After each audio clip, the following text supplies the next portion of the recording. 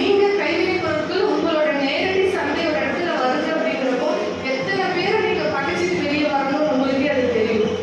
அதையெல்லாம் ஃபேஸ் பண்ண நம்ம தயாரா இருக்கணும்.